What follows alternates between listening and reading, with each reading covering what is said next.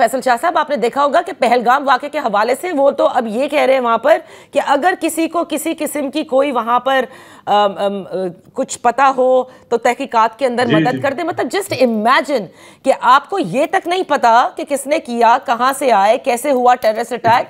आप एक मुल्क पर इल्ज़ाम लगाते हैं, जारियत करते हैं और जंग की तरफ उसे धकेलते हैं, और पाकिस्तान ने एक जिम्मेदार स्टेट के तौर पर रिस्ट्रेन का मुजाहरा किया। मैं आखिर में आपसे यह पूछना चाहूंगी कि ये एक परसेप्शन है जो नज़र आता है, और विद ऑल ड्यू रिस्पेक्ट मैं ये कहना चाहूँगी, मुझे ऐसा लगता है कि शायद मिडिल पावर्स भी यही समझ रही थी, वेस्टर्न तो समझ ही रही थी कि पाकिस्तान, और भारत तो खैर उसमें टॉप पे था, कि शायद पाकिस्तान एक ऐसा मुल्क जिसके पास पैसे नहीं हैं, वो IMF के प्रोग्राम के अंदर है, शायद उसमें वो हौसला नहीं, वो हिम्मत नहीं, और वो हथियार नहीं, वो state of the art equipment नहीं, तो ये कुछ करके नहीं दिखा सकेंगे। लेकिन शायद आज पूरी दुनिया को ये समझ में आ गया कि ऑपरेशन बुनियानम मरसूस ने कि पाकिस्तान का रिजॉल्व क्या है और उसकी रेडीनेस कितनी है।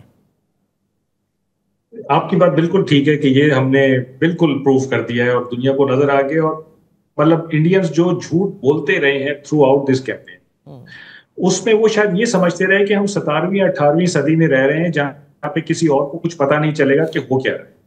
आजकल उनको ये पता नहीं है कि सैटेलाइट से हर कोई आपको देख रहा होता है, और बहुत सारे ऐसे इलेक्ट्रो ऑप्टिक मीन्स होते हैं, आपके एजेंट्स होते हैं, कम्युनिकेशंस हैं, आपकी डिजिटल मीडियाज है, सोशल मीडिया है, इन सब से पता चल रहा होता है कि एग्जैक्टली क्या हो रहा है।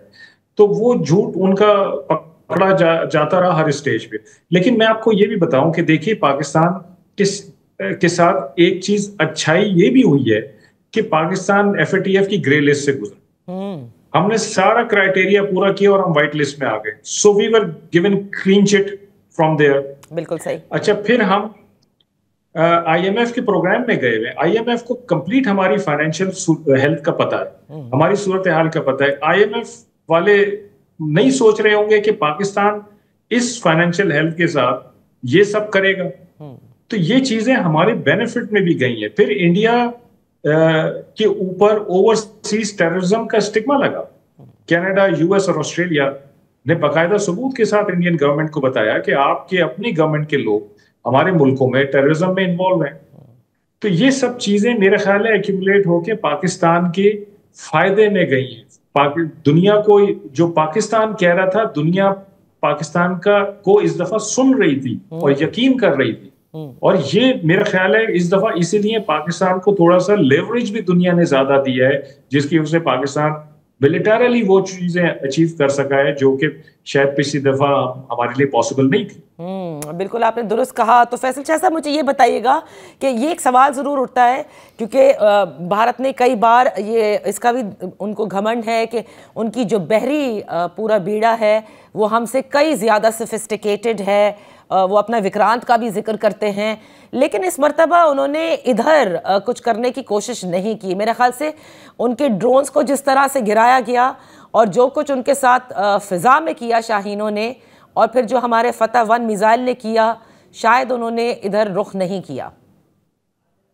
देखिए, ये बात तो बिल्कुल सही है कि पाकिस्तान नेवी और इंडियन नेवी का जो फोर्स डिफरेंशियल है वो बहुत ज्यादा है, साइज में बहुत फर्क है, नंबर में बहुत फर्क है। लेकिन प्रॉब्ली ये दो नेवीज को कंपेयर करने के लिए एंगल गलत है, इसको ऐसे नहीं देखना चाहिए।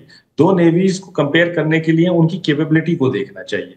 तो कैपेबिलिटी के हिसाब से अगर आप देखें तो पाकिस्तान नेवी की कैपेबिलिटी अपने कोर ऑब्जेक्टिव्स पूरा करने के लिए बहुत बहुत काफी है, बल्कि शायद उससे भी थोड़ी सी ज्यादा है। ये लाइक टेरिटोरियल इंटेग्रिटी का डिफेंस करना है आपने, और जो आपकी 90% से ज्यादा सी बोर्न ट्रेड है उसको प्रोटेक्ट करना है आपने। तो ये हमारे दो कोर ऑब्जेक्टिव्स हैं जिसके लिए पाकिस्तान नेवी की इस्तेदाद बहुत काफी है।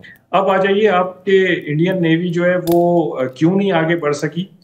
वो इसलिए नहीं बढ़ सकी कि उसको ये पता है कि पाकिस्तान नेवी ने पिछले 7 साल में उसकी 4 दफा सबमरीन्स को इतने बड़े समंदर में ढूंढ के लॉक करके वापस भेजा है, उसके हवाले किया है। सही। उसको ये पता है कि हम कई दिनों से 500 मील पे अपना एयरक्राफ्ट कैरियर को लॉइटर कर रहे हैं, लेकिन हम उसको आगे नहीं ले जा पा रहे हैं क्योंकि आगे पाकिस्तान नेवी और पाकिस्तान एयरफोर्स दोनों तैयार बैठी है। जो एयरक्राफ्ट कैरियर के ऊपर जहाज हैं वो जहाज भी वही हैं जो पाकिस्तान एयरफोर्स गिरा कर बड़ी अच्छी महारत हासिल कर चुकी है। राफेल फिर उनका नहीं उनके पास SU-30 एंड MiG-29 है जो एयरक्राफ्ट। अच्छा, जो वो भी गिराए।